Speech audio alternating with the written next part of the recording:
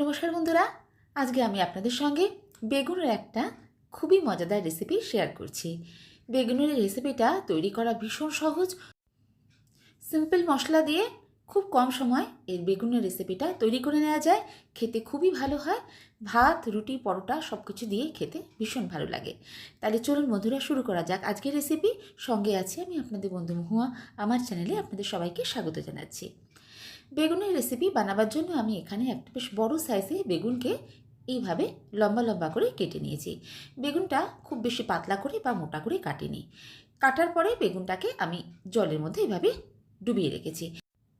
বেগুন কাটার পরে এইভাবে জলে দিয়ে রাখলে বেগুনের গায়ে যেমন কালো দাগ পড়ে না, তেমনি ভাজার সময় অনেক কম তেল লাগে। বেগুন ছাড়া আমি এই রেসিপিতে আলুও ব্যবহার করব। আমি এখানে মাঝারি সাইজে 3টে আলু নিয়েছি। আলুটাকে খোসা ছাড়িয়ে এরকম লম্বা লম্বা করে কেটে নিয়েছি। সবজিগুলো কেটে নেওয়া হয়ে গেছে। এবার চলে যাব গ্যাসের কাছে। গ্যাস অন করে কড়া বসিয়ে দিয়েছি। কড়াতে দিয়ে দিলাম 2 চামচ মতো সর্ষের তেল। তেলটাকে প্রথমে বেশ ভালো করে গরম করে নিতে হবে। তেলের মধ্যে প্রথমেই কেটে রাখা আলুগুলো দিয়ে দিলাম। আলুটা এবার ভালো করে ভেজে নেব। ভাজার সময় আলুতে একটু নুন দিয়ে দিচ্ছি।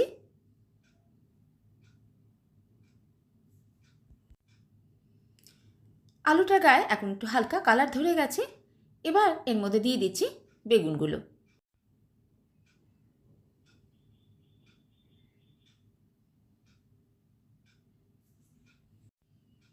আলুর সঙ্গে বেগুনটাকেও এবার ভেজে নেব।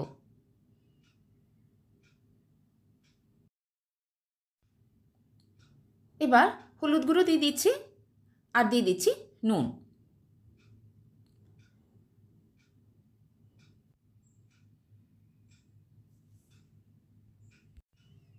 আলু আর বেগুন খুব সুন্দরভাবে ভাজা হয়ে গেছে। বেগুনটা ভাজার সময় খেয়াল রাখতে হবে যাতে বেগুনটা খুব বেশি নরম না হয়, তাহলে রান্না করার পরে বেগুনটা একদম গলে যাবে। ভাজা বেগুন আর আলুটাকে একটা বাটিতে আমি নামিয়ে নিচ্ছি।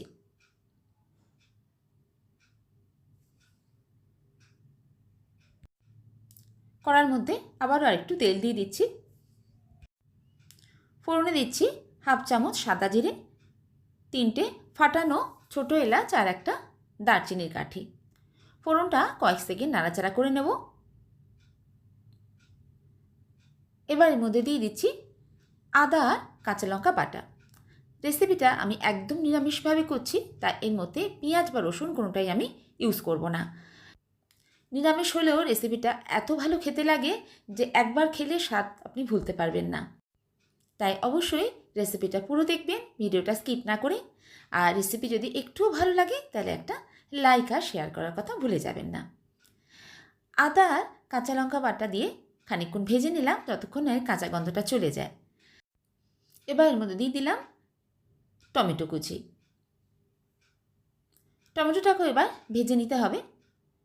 টমেটো যাতে তাড়াতাড়ি নরম হয়ে যায় এই জন্য ভাজার সময় আমি অল্প করে একটু নুন দিয়ে দিচ্ছি।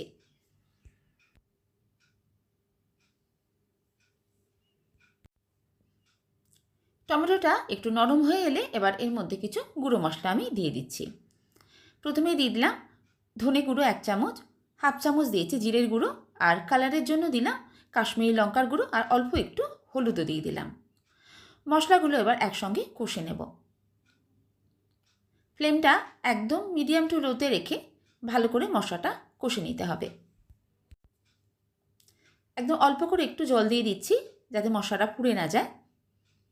জলটা দিলে মশলাটা বেশ ভালো করে কষাও হয়ে যাবে আর তলায় লেগে যাবে না। ভালো করে মিশিয়ে দিয়ে মশলাটাকে এবার একটু সময় নিয়ে কষে নেব।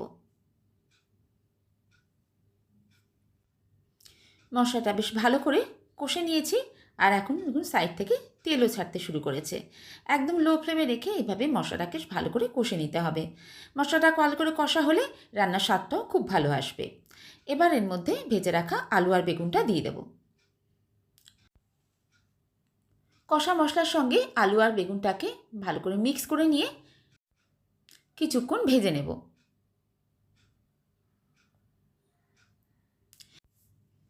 বেশ ভালো করে একটু ভেজে নিয়েছি। এবার রান্না করব ঢাকা দিয়ে। যাতে আলু আর বেগুন দুটোই মশলার সঙ্গে ভালো করে কষাও হয়ে যায় আর সিদ্ধ হয়ে যায়। এই রান্নায় আমি জল ইউজ করব না, এরকম শুকনো শুকনোই রান্নাটা করব। ফ্লেমটা একদম লো করে দিয়ে ঢাকা দিয়ে দিলাম। 2 মিনিট পর ঢাকাটা খুলে নিলাম। একবার ভালো করে নেড়ে ছেড়ে দেব যাতে তলায় লেগে না যায়। এবার গরম মশলা গুঁড়ো দিয়ে দিচ্ছি অল্প করে, আর দিয়ে দিচ্ছি কয়েক দানা চিনি। এই চিনিটা দিলে মিষ্টি ভাব একেবারেই আসবে না, কিন্তু টেস্টটা খুব ভালো হবে। ভালো করে সব কিছু একবার আবারও মিশিয়ে নেব। ভাজার সময় যেহেতু নুন দিয়েছি তাই এখন আর নুন দিলাম না। আবারও ফ্লেমটা একদম কমিয়ে দিয়ে ঢাকা দিয়ে রান্না করে নেব প্রায় 2 মিনিটের মতো। আলু আর বেগুনের রেসিপি এখন প্রায় একদম শেষ। নামাবার আগে দিয়ে দেবো 1 মুঠো ধনেপাতা। বেগুনের রেসিপিতে ধনেপাতার টেস্টটা খুবই ভালো লাগে। ধনেপাতাটা দিয়ে এবার হালকা করে মিশিয়ে নেব।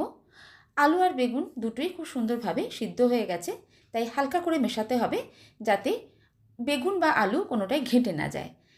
সবটা সুসিদ্ধ হবে আর গোটা গোটা থাকবে, তবেই এটা খেতে খুব ভালো লাগবে। এই রেসিপিটা আমি একদম শুকনো শুকনোভাবেই করলাম, জলের ব্যবহার করলাম না। আপনারা চাইলে অবশ্যই অল্প করে একটু জল দিয়ে মাখা মাখা মতো করতে পারেন। একদম নিরামিষভাবে তৈরি বেগুনের এই সিম্পল অথচ দারুণ টেস্টি রেসিপি এখন একদম রেডি। আর দেখতে কতটা সুন্দর হয়েছে নিশ্চয়ই দেখতে পাচ্ছেন। আর বেগুন আলু সব কিছুই একদম গোটা গোটা রয়েছে। গ্যাসের ফ্লেমটা এবার আমি অফ করে দিয়েছি। তৈরি করে নিলাম নিরামিষভাবে তৈরি বেগুনের একটা দারুণ সুন্দর রেসিপি। রেসিপিটা কেমন লাগলো অবশ্যই জানাবেন। ভালো লাগলে বাড়িতে একবার হলেও বানিয়ে খাওয়ার অনুরোধ রইল।